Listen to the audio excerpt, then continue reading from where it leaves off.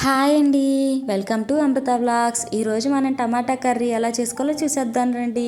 అందుకోసం ముందుగా బాగా ఎర్రగా పండిన టమాటాలను 1 కేజీ తీసుకొని చిన్న ముక్కలుగా కట్ చేసుకోవాలి. ఇలా చిన్న ముక్కలుగా కట్ చేసుకున్న టమాటాలని ఇలా వీడియోలో చూపిస్తున్న విధంగా చేత్తో బాగా మెత్తగా స్మాష్ చేసుకోవాలి. స్మాష్ చేసుకున్న తర్వాత పొయ్యి మీద ఒక గిన్నె పెట్టుకొని గిన్నె హీట్ అయ్యాక మన కర్రీకి తగినంత ఆయిల్ వేసుకోవాలి. ఇలా ఆయిల్ హీట్ అయ్యాక 1 టేబుల్ స్పూన్ పోపు దినుసులు కూడా వేసుకోవాలి. ఈ పోపు దినుసులు కూడా ఆవాలు చిటపట్లాడిన తర్వాత 2 రెమ్మలు కరివేపాకు కూడా వేసుకోవాలి. కరివేపాకు కూడా ఫ్రై అయిన తర్వాత ముందుగా సన్నగా తరిగి పెట్టుకున్న ఉల్లిపాయ ముక్కలు కూడా 1 కప్పు వేసుకోవాలి. ఈ ఉల్లిపాయ ముక్కలు కూడా నూనెలో బాగా ఫ్రై అయ్యి సాఫ్ట్గా ఉడికిపోతే ఈ కర్రీకి చాలా టేస్ట్ వస్తుంది. ఇలా ఫ్రై అయ్యాక మనం ముందుగా స్మాష్ చేసుకున్న టమాటా ముక్కల్ని గిన్నెలో కొద్దిగా వేసుకుంటూ గుజ్జుతో సహా వేసుకోవాలి.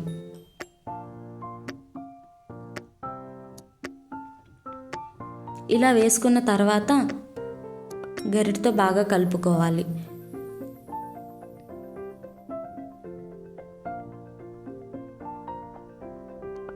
ఆ తర్వాత అందులోనే 1/2 టీ స్పూన్ పసుపు, 1 టేబుల్ స్పూన్ ఉప్పు వేసుకొని బాగా కలుపుకోవాలి.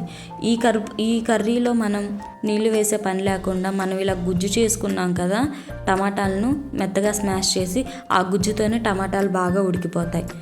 ఇలా గరిటెతో బాగా కలుపుకున్న తర్వాత మూత పెట్టుకొని 5 నిమిషాల పాటు మగ్గించుకోవాలి. 5 నిమిషాల తర్వాత మళ్ళీ మూత తీసి ఒకసారి మళ్ళీ గరిటెతో కలుపుకొని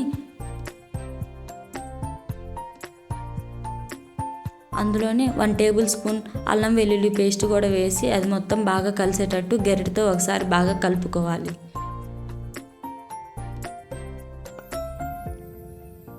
ఇలా కలుపుకున్న తర్వాత మళ్ళీ మూత పెట్టుకొని మగ్గించుకోవాలి ఒక 5 నిమిషాలు. 5 నిమిషాల తర్వాత మళ్ళీ మూత తీసి చూడండి, చాలా వరకు 80% బాగా మెత్తగా ఉడికిపోయింది. ఇలా 80% ఉడికిన తర్వాత అందులో 1 టేబుల్ స్పూన్ కారం వేసుకోవాలి. కారం ముందే వేస్తే ఏ వెజిటేబుల్ అయినా కానీ ఉడకదు, కర్రీ అంత టేస్ట్ రాదు. ఇలా వేసుకొని బాగా గరిటెతో కలుపుకొని మళ్ళీ 2 నిమిషాల పాటు మూత పెట్టుకొని మగ్గించుకోవాలి. 2 నిమిషాల తర్వాత మూత తీసి చూడండి, బాగా మెత్తగా సాఫ్ట్గా ఉడికిపోయింది. అందులో 1/2 టేబుల్ స్పూన్ ధనియాల పొడి కూడా వేసుకొని గరిటెతో బాగా కలుపుకొని మళ్ళీ మూత పెట్టుకొని మగ్గించుకోవాలి 2 నిమిషాలు. ఆ తర్వాత మూత తీసి చూస్తే అంతేనండి, ఎంతో టేస్టీగా ఉండే టమాటా కర్రీ రెడీ. ఇది అన్నంలోకైనా చపాతీలోకైనా పిల్లలైనా పెద్దలైనా చాలా ఇష్టంగా తింటారు. ఒకసారి ఇలా చేసి పెట్టండి. ఈ వీడియో మీకు నచ్చిందా? Please subscribe.